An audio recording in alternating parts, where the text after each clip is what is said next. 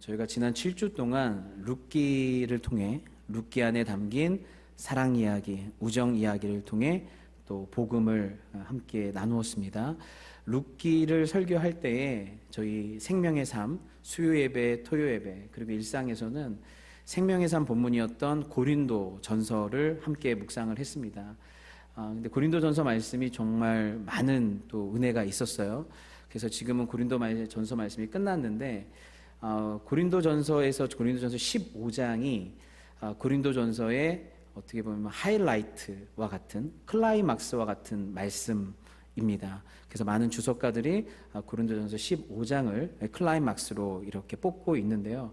그래서 저희가 이번에 룻기 하면서 고린도 전서를 조금 놓쳤지만 클라이막스만큼은, 이 하이라이트만큼은 함께 묵상하고 함께 설교 때 나누면 좋겠다라고 생각이 들어서 고린도전서 15장 말씀을 제가 몇 주 동안 또 강해를 하려고 합니다.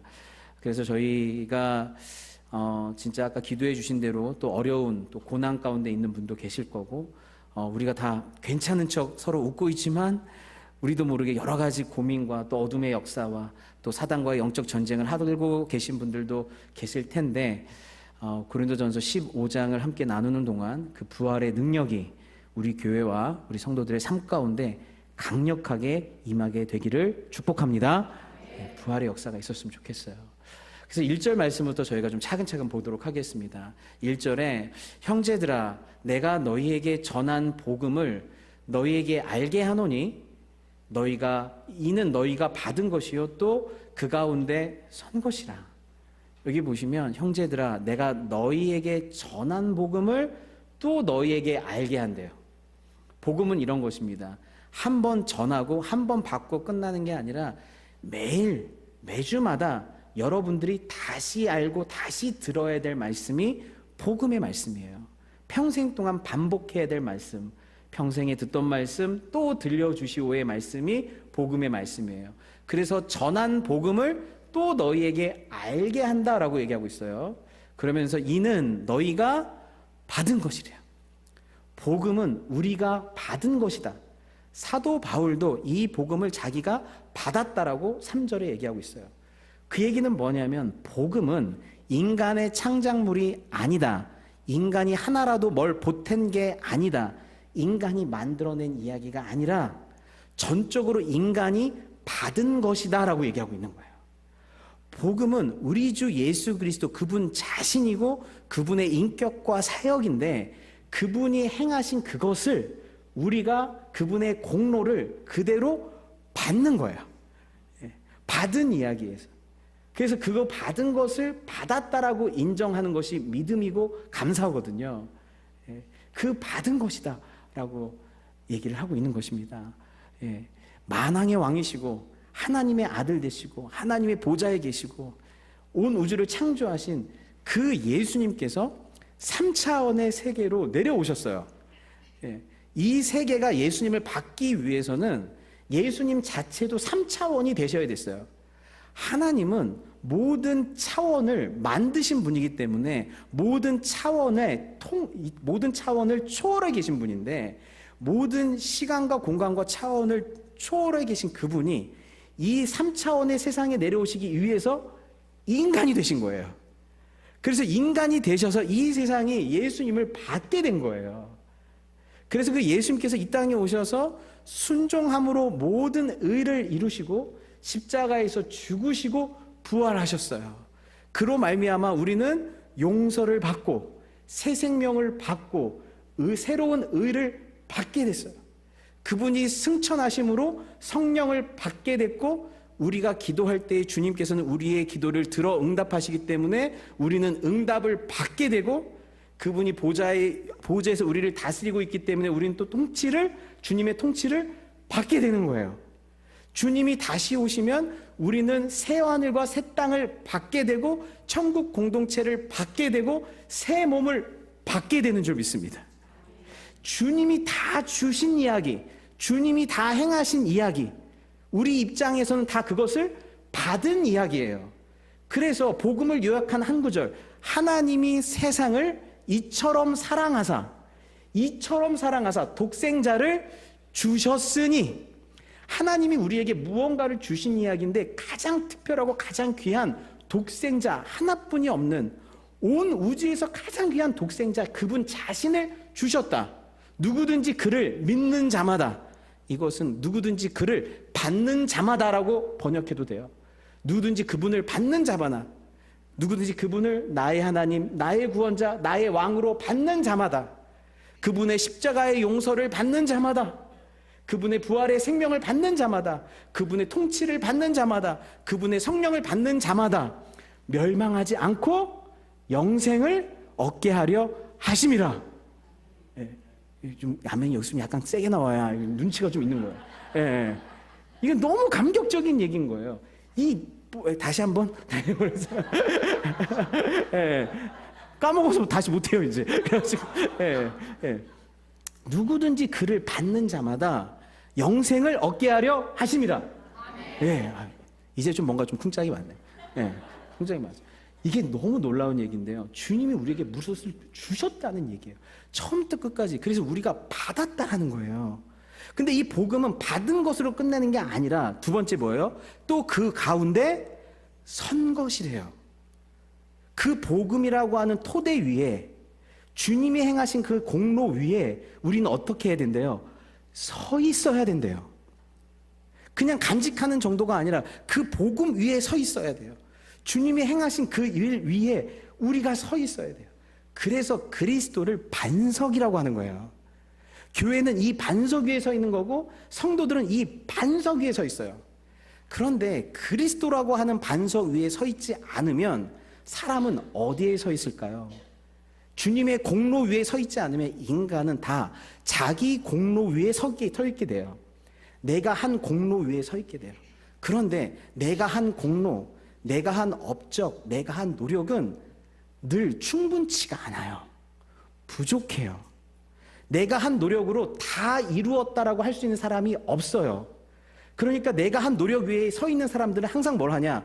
후회를 해요. 여러분 아까 우리 유치부부터 대학교까지 쭉 얘기했는데 우리 아이 키우면서 목사님 저는 할 만큼 다 했습니다. 저는 우리 아이 유치원 때부터 성인에 이르기까지 각 단계별로 발달 단계별로 저는 부족함 없이 다 해줬습니다. 라고 생각하는, 후회 없이 자녀들에게 부모 노릇했다라고 생각하는 분은 엄지발가락을 2개 다 들어보세요 한번. 못 들죠?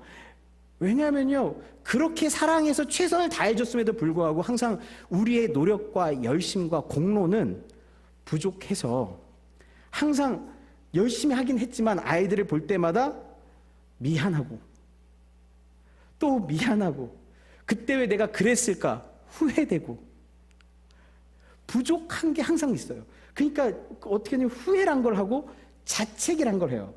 내 공로 위에 서 있을 때는. 반대로 다른 사람의 공로 위에 서려고 하는 사람이 있어요. 다른 사람 위에 공로 위에 서게 될 경우에는 그 사람의 공로가 충분하지 않기 때문에 항상 뭘 해요? 원망과 실망을 해요. 원망과 실망을 해요. 그래서 우리 부모님을 볼 때도 우리 부모님이 최선을 다했지만 우리 아이들이 가끔 그런 얘기를 할 때가 있어요. 부모가 나한테 해준 게 뭐야? 부모가 나한테 해준 게 뭐야? 해주긴 해줬지. 근데 형보다 누구보다는 못 해줬잖아. 당신이 내게 해준 게 뭐야? 세상이 내게 해준 게 뭐야? 타인의 공로 위에 쓰려고 하면 거기에는 항상 뭐가 따라와요? 원망이 따라와요. 그렇기 때문에 우리는 나의 공로 위에 쓰면 자책이요 타인의 공로 위에 쓰면 원망이기에 우리는 어디 위에 서 있어야 돼요? 예수 그리스도라고 하는 반석, 예수 그리스도라고 하는 그분의 공로 위에 서 있어야 되는 줄을 믿습니다. 그분의 공로 위에 서 있어야 돼요. 여러분 우리 살다 보면 너무너무 외로울 때가 있어요. 나 혼자밖에 안 남은 것처럼 느껴질 때가 있어요. 너무너무 고독할 때가 있어요. 그때 나의 공로 위에 서면 나를 자책하게 돼요. 너는 도대체 인생을 어떻게 살았길래 이 상황 속에서 너를 위해서 너와 함께 해주는 친구 하나가 없냐? 나를 자책하게 돼요. 타인의 공로 위에 서면 이렇게 원망하게 돼요. 사람들도 무심하지. 어떻게 나를 이렇게 내버려둘 수가 있지? 타인의 공로 위에 서면 원망할 수밖에 없는 것입니다. 그러니까 우리는 변하지 않는 사실 위에 서야 되는데, 변하지 않는 사실은 누가 나한테 있든 없든 떠나든 남겨져 있든 변하지 않는 사실은 뭐예요? 주 예수께서 나와 함께 하신다. 나를 위해 이 땅에 오셨고 임마누엘 예수님이 지금 나와 함께 하신다. 이거는 변하지 않는 반석이에요. 사람이 있다가도 없고, 그런데 예수님은 나와 함께 하신다. 이게 변치 않는 반석이어서 우리는 그 반석 위에 서야 돼요. 예. 여러분, 누군가를 진심으로 사랑해 본 적이 있나요? 진짜 온 마음과 뜻과 정성을 다해서 누군가를 사랑해 본 적이 있나요? 여러분, 스스로 자기 자신을 자책한 적이 있나요? 하나님, 저는 왜 이렇게 사랑이 없을까요? 하나님, 저는 왜 이렇게 누군가를 용서하지 못할까요? 7번씩 70번을 용서해야 되는데 3번을 못 넘어갑니다. 지금 저에게는 왜 이렇게 사랑이 없을까요? 진심으로 제한 없이 계산하지 않고 따지지 않고 진짜 사랑해 본 적이 없는 거예요. 그렇게 되면 뭐예요? 나의 사랑이라고 하는 공적 위에 쓰려고 하면 어떻게 될까요? 자책하게 돼요. 예. 그럼 반대로 이런 사랑을 받고 싶어요. 내가 타인으로부터, 우리 부모님으로부터 이런 사랑을 받을 줄 알았는데 반드시 부모님은 나를 실망시켜요. 그게 진리입니다. 부모님이 주님처럼 나를 채워줄 수가 없어요. 주님처럼 나를 완벽하게 사랑해 줄 수가 없어요. 그러니까 부모님께 그 무한한 사랑을 기대했지만 비슷하지만 완전하지 않아요. 그래서 어떤 남자가 그렇게 사랑해 주겠다고 해서 마음을 열어갖고 속는 셈 치고 했는데, 예, 이건 처첩상중이에요. 이건 진짜. 예, 속았어요. 남편이 나를 채워줄 수가 없어요. 그래서 아이를 낳았더니 아이가 내가 준 사랑만큼이라도 줄 줄 알았는데 또 아이도 혹시나 해서 또 역시나예요. 역시나. 예, 타인의 사랑 위에 쓰려고 하면 실망하고 또 원망하게 된다니까요. 나의 사랑 위에 쓰려고 하면 자책하게 되고 타인의 사랑 위에 쓰려고 하면 또 거기도 원망이 있어요. 그러니까 여러분이 누구와 상관없이 누군가를 사랑할 수 있는 존재가 되려면 예수 그리스도의 십자가라고 하는 그 반석 위에 서 계셔야 돼요. 예수님은 여러분을 위해서 온몸이 찢기셨고 온 물과 피를 쏟으셨고 그 보혈의 사랑을, 그건 변치 않는 사실이고 지금도 그 보혈의 사랑으로 주님이 여러분을 사랑하시는 줄을 믿습니다. 그걸 여러분이 그렇게 느끼든 안 느끼든 그게 사실이라니까요. 복음은 그걸 사실이라고 얘기하고 있는 거예요. 그래서 그 반석 위에 서서 있어야만 내가 누군가를 사랑할 수가 있는 것입니다. 예. 여러 가지로 겹쳐서 다가오는 슬픔과 아픔과 고난으로 소망이 바닥난 분이 있을 것입니다. 여러분에게 아무런 세상 소망이 남아있지 않아도 예수님의 부활의 생명과 부활의 소망이 있다는 사실은 변치 않아요. 그 부활의 소망 위에 서 있어야 돼요. 모든 사람이 나를 잘못 대하는 것 같아도 하나님이 여러분에게 선하시다는 사실은 변치 않는 사실이에요. 세상이 나에 대해서 너는 무가치해, 너는 실패자야, 너는 또 그래 아무리 그렇게 나에게 무가치함을 강조하더라도 주님이 나를 위해서 아들 생명을 주시고 왕 같은 제사장이라고 말씀하시는 그 눈빛은 변하지 않는 눈빛이에요. 우리는 그 사실, 그 진리, 그 복음 위에 서 있는 거예요. 다른 곳에 서 있는 것이 아니에요. 여러분에게 아무런 꿈이 없는 것 같아도 여러분 한 사람 한 사람을 향한 하나님의 특별한 계획과 인도하심이 있다는 사실은, 보좌에 계신 주님이 나를 향한 계획과 뜻이 있다는 사실은 변치 않은 사실이에요. 내가 내 꿈을 못 발견하더라도 우리는 그 반석 위에 서 있는 거예요.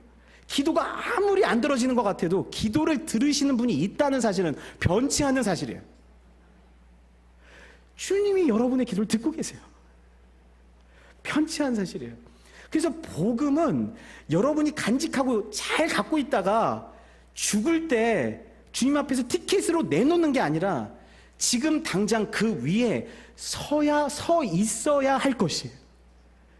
여러분의 모든 삶 가운데, 모든 환경 가운데에서 그 복음 위에 서 있어야 돼요. 그래서 주님이 우리에게 물으시는 첫 번째 질문이 뭐예요? 아담아, 내가 어디 있느냐? 너희가 지금 어디에 서 있느냐? 예수 그리스도라고 하는 반석 위에 서 있느냐? 그 반석 위에 서서 나에게 부르짖고 있는 것이냐, 아니면 반석 밖에 서서 뭘 해결해 달라고 나한테 부르짖고 있는 것이냐? 반석 위에 서 있느냐? 복음은 여러분이 듣고 간직하여서 그 위에 모든 상황 속에서 복음 위에 서 있어야 될 줄 믿습니다. 예, 시편 46편에 이렇게 말씀해요. 그러므로 땅이 변하든지 산이 흔들려 바다 가운데 빠지든지, 이게 굉장히 강력한 메타포인데요. 이 땅이라고 하는 것은 토대를 의미하는 거고, 산은 그 당시에 가장 안정적인 거. 그래서 내가 생각할 때 이것만큼은 변하지 않고 흔들리지 않을 거라고 생각하는, 내가 의지하는 산 같은 존재가 어디에 빠졌대요? 흔들려서 바다에 빠졌대요. 바다는 뭘 상징해요? 죄와 악, 마귀가 사는 곳, 마귀가 활동하는 공간, 죄와 악을 상징하는 거예요. 내가 그토록 의지하고 붙들고 있던 이것이 어디에 빠졌대요? 어둠의 권세 가운데 삼킴을 받았대요. 그것도 죽었고, 그것도 흔들렸고, 그것도 시험 당했대요. 그리고 내 삶 가운데에는 바닷물, 마귀가 역사하는 걱정, 근심, 두려움, 염려, 이 바닷물이 솟아나고 뛰놀고 넘쳤대요. 내 마음에서, 내 주변 환경에서 바닷물이, 마귀의 역사와 어둠의 역사가 솟아나고 뛰놀고 넘치는, 여러분들도 한 3겹으로 와요. 솟아나고 뛰놀고 넘치게 이렇게 온단 말이에요. 내 안과 밖에서. 근데 그렇게 나를 흔들어 놓을지라도 우리는 두려워하지 아니하리로다. 두려워할 작정이세요? 아멘이 또 안 나오시네. 여기서 우리는 두려워하지 아니하리로다. 왜 아멘이에요? 여러분이 반석 위에 서 있으면, 반석이신 예수님 위에 서 있으면 두려워하지 아니하리로다. 그것이 여러분을 삼킬 수 없다는 거예요. 반석을 휩쓸어 가지 못하게 한다, 이렇게 얘기하고 있는 것입니다. 예. 그러니까 그 위에 서 있어야 돼요. 그 위에 서 있어야 돼요. 그래서 너희가, 그러면서 2절에 이렇게 얘기합니다. 너희가 만일 내가 전한 그 말, 복음이죠. 복음의 말을 어떻게 하래요? 굳게 지키고, 받은 복음의 말씀, 받고 서 있는 이 복음의 말씀을 굳게 지키다, 아래로 꽉 움켜잡다, 이런 뜻이에요. 휩쓸려 떠내려가지 않도록 복음의 말씀을 꽉 움켜잡다. 그 말을 굳게 지키고 헛되이 믿지 아니하면 그로 말미암아 구원을 받으리라.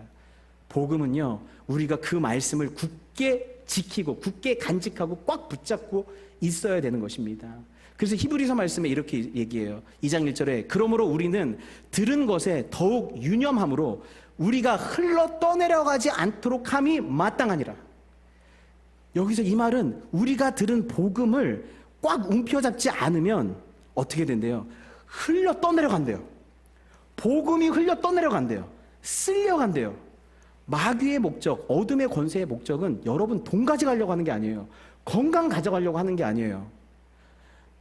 여러분의 정서를 흔들어 놓으려고 하는 것도 아니에요. 그들의 목적은 여러분의 반석을 쓸어내려고 하는 것이 목적이에요. 그들의 목적은 여러분으로 하여금 예수 그리스도와 떨어뜨리게 하는 게 목적이에요. 그래서 뭐예요? 우리가 유념하지 않으면 이 세상이 어떻게 해요? 우리가 듣고 있는 복음을 가지고 쓸어버릴 수 있도록 역사한다는 거예요. 그러니까 유념하고 꽉 붙들고 있어야 된다 얘기하면서 히브리서 기자가 이렇게 얘기해요. 우리가 믿는 도리의 사도시며 대제사장이신 예수를 깊이 생각해라. 우리가 소망의 확신과 자랑을 끝까지 굳게 잡고 있으면, 이 복음의 소망을 끝까지 굳게 잡고 있으면, 우리가 시작할 때 확신한 것을, 복음의 말씀을 끝까지 견고히 잡고 있으면, 우리가 믿는 도리를 굳게 잡을지어다. 우리가 믿는 도리의 소망을 움직이지 말며 굳게 잡고. 어둠의 권세가 얼마나 많이 이 예수 그리스도와 우리를 떨어뜨려 놓으려고 역사하는지, 복음이 내 가운데서 역사하지 못하도록 역사하는지 히브리서 기자가 알았다는 거예요. 꽉 붙잡고 있어야 된다. 꽉 붙잡고 있어야 된다. 그렇게 여러분들이 의식적으로, 의도적으로 복음의 말씀을 꽉 붙잡고 간직하려고 하지 않으면 이게 쓸려가요. 그래서 예수님도 뭐라고 얘기하시냐면, 그래서 우리가 어떻게 얘기하냐면 히브리서 2장 2절에 보면 천사들을 통하여 하신 말씀이 견고하게 돼요. 이 말씀은 율법을 얘기하는 거예요. 유대 전통은 율법을 천사들을 통해서 하신 말씀이라고 여겨요. 그래서 율법의 말씀도 견고하게 되어 모든 범죄와 순종하지 아니함이 공정한 보응을 받았거든 우리가 이같이 큰 구원을 어떻게 여기면? 등한히 여기면, 이같이 큰 구원을 주는 복음의 말씀을 등한히 여기면, 소홀히 여기면 어찌 그 보응을 피하리요. 이 구원은 처음에 주로 말씀하신 바요 들은 자들이 우리에게 확증한 바다. 그래서 여러분, 복음의 말씀을 소홀히 등한히 여기시면 안 돼요. 소중히 가장 가치 있게 붙드셔야 돼요. 그래서 예수님도 이렇게 말씀하셨어요. 한번 같이 읽겠습니다. 시작. 좋은 땅에 있다는 것은 착하고 좋은 마음으로 말씀을 듣고 지키어 인내로 결신하는 자니라. 복음의 말씀이 뿌려졌을 때, 여러분 기억나죠? 4가지 밭. 근데 복음의 말씀이 뿌려졌을 때 좋은 땅에 있다는 것은 어떻게 말씀을 들은대요? 착하고 좋은 마음으로. 혹시 삐딱하게 말씀을 듣는 분이 계신가요? 오늘 또 복음의 말씀, 오늘 몇 시에 끝나지? 이러면 좋은 마음이 아니에요. 빨리 배고픈데? 이러면 좋은 마음이 아니에요. 착하고 좋은 마음. 이건 뭐냐면 복음이 선포될 때마다 마치 처음 듣는 것처럼, 오늘 이 말씀을 처음 듣는 것처럼, 와 대박 이러면서 듣는 거예요. 착하고 좋은 마음으로 말씀을 듣는데, 그리고 인내로 결실을 한대요. 어떻게 하면? 듣고 지키면. 이게 새 번역에서는 굳게 간직하다라는 뜻이에요. 복음의 말씀이 여러분에게 떨어지면 여러분이 해야 될 가장 중요한 일은 그 말씀을 굳게 간직하는 거예요. 그거 하나만 책임지시면 돼요. 그러면 이 안에 있는 복음의 역사가, 이 복음의 말씀이 생명이기 때문에 반드시 여러분 안에서 효력을 발휘할 수밖에 없어요. 열매를 맺을 수밖에 없어요. 내가 할 수 있는 것은 굳게 간직하는 거예요. 중심으로 받고. 그런데 돌밭에 떨어지죠. 돌밭에 떨어지는 건 뭐예요? 길가밭의 말씀을 마음 중심으로 받지 않는다는 거예요. 복음의 말씀을 내 마음의 중심으로 받지 않고 주변의 말씀으로 듣는다는 거예요. 근데 말씀을 중심으로 들어야 돼요. 그리고 돌밭에 떨어졌다는 건 뭐예요? 말씀에 뿌리를 내리지 않았다는 거예요. 깊이 묵상하고 생각하고 고민하고 내 삶 가운데 적용하면서 그 말씀을 굳게 간직하게 될 경우에는 뿌리를 내리게 돼 있어요. 안 그러면 환란이 오면 다 날아가 버려요. 가시떨기에 떨어졌다는 건 뭐예요? 깊게 말씀이 뿌리 내려서 그 말씀이 아름 쭉 올라가야 되는데, 이게 깊게 뿌리를 내리지 못하니까 염려와 걱정과 근심의 가시떨기가 오면 그걸 뚫고 올라오지를 못하는 거예요. 복음의 말씀이 깊이 자리 잡지 않기 때문에 그렇습니다. 좋은 땅은 어떤 거예요? 좋은 마음으로 말씀을 받아서 그걸 안 뺏기게 굳게 간직해서 그 말씀이 내 삶 가운데 일하도록 하는 거예요. 제가 이번 주에 굉장히 감사한 문자를 하나 받았어요. 한 선동님으로부터. 근데 그 문자가 어떤 거였냐면, 목사님, 그때 수요 예배 때 하셨던 이런 복음의 말씀 제가 지금도 기억하고 있습니다. 감사합니다. 제가 그때 장례 예배 때 하셨던 그 말씀, 이런 말씀 하셨는데 그 말씀 제가 아직도 기억하고 있습니다. 감사합니다. 제가 그 문자를 받고 너무너무 감사하고 기뻤어요. 왜냐하면 저는 잊어버려도 돼요. 제가 했던 재밌는 말도 다 잊어버려도 돼요. 베스킨 라빈스 떠리언 빨리 다 잊어버리세요. 그건 다 잊어버려도 돼요. 근데 뭘 간직하고 있어야 돼요? 복음의 말씀을 간직하고 있는 거예요. 한 집사님으로부터 또 이런 얘기를 들었어요. 목사님 설교를 들을 때는 반드시 하나라도 자기한테 떨어지는데 그 말씀을 제가 반드시 강력하게 간직하고 한 줄을 산다는 거예요. 여러분, 말씀을 간직하고 굳게 지키면요, 이 말씀이 반드시 효력을 발휘할 수밖에 없고, 또 한 가지는 어려운 일 당할 때, 힘든 일 당할 때 이 말씀이 튀어 올라와요. 많이 들은 말씀이 여러분에게 능력이 되는 게 아니라요, 간직한 말씀이 여러분에게 능력이 되는 줄 믿습니다. 여러분이 마음에 품고 있고 간직한 말씀이 어려운 일 당할 때, 힘든 일 당할 때 그 말씀이 위로가 되고 방패가 되고 칼이 되고 능력이 되고 마귀를 이길 수 있는 권세가 되고 힘이 돼요. 그래서 여러분들이 이 말씀이 떨어질 때는 말씀이 좋냐 나쁘냐 이게 중요한 게 아니라 한 말씀이라도 주님, 제가 심장으로 품고 영혼으로 품고 심령으로 품고 뿌리 내리겠습니다.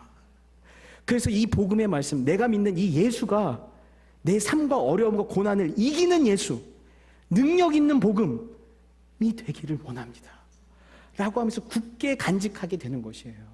그렇게 되면 어떻게 되냐면요, 그렇게 되면 헛되이 믿지 않게 돼요. 말을 굳게 짚고 헛되이 믿지 않다. 이 말은 무슨 뜻이냐? 아무 결과 없이, 아무 효력 없이, 아무 목적 없이란 뜻이에요. 헛되이 믿는다는 건. 복음의 말씀을 들었음에도 불구하고 내 삶의 목적이 하나도 안 바뀌고 어떠한 결과도 일어나지 않고 내 삶에 어떠한 효력도 발휘하지 않는 것, 그것이 헛되이 믿는 건데, 여러분들이 복음의 말씀을 듣고 간직하게 되면 절대 헛되이 믿을 수가 없어요. 반드시 복음의 말씀은 여러분 인생의 목적을 바꾸고 어떠한 열매를 만들고 여러분 인생 가운데 효력을 발휘하게 되는 줄을 믿습니다. 이게 복음의 능력이에요. 살아있기 때문에 그래요. 그리고 그 뒤에 지금 시간이 없어서 다 안 읽을게요. 성경대로 예수님이 부활하셨다. 그리고 누구한테 보이셨어요? 게바한테 보이셨고 12제자에게 보이셨고 500의 형제들에게 보이셨고 야고보에게 보이셨고 맨 나중에 만상되지 못한 나 같은 사람에게도 주님이 보이셨다. 이 부활에 대해서 성경대로 일어난 일이야. 그리고 이 부활의 증인들이 있어. 이 부활을 직접 경험한 사람들이 있어. 그런데 이 경험한 사람들의 특징이 뭐예요? 진짜 예수의 부활을 보고 삶이 변화된 사람들이에요. 이 사람들의 행동을 보니까, 변화된 삶을 보니까 정말 부활하신 예수님을 만난 게 맞네. 그들의 경험이 아니라 그들의 삶을 보니 진짜 부활하신 예수님을 만나지 않았다면 게바가 3번 예수님을 부인한 그 게바가 어떻게 십자가에 거꾸로 매달아서 죽였겠어요? 다 도망갔던 제자들이 어떻게 목숨 걸고 복음을 전했겠어요? 500의 형제들이 어떻게 교회를 세우는 기둥 같은 일꾼들이 됐겠어요? 야고보, 예수님의 동생이죠. 요한복음에 보면 그 형제들도 그를 믿지 아니하더라.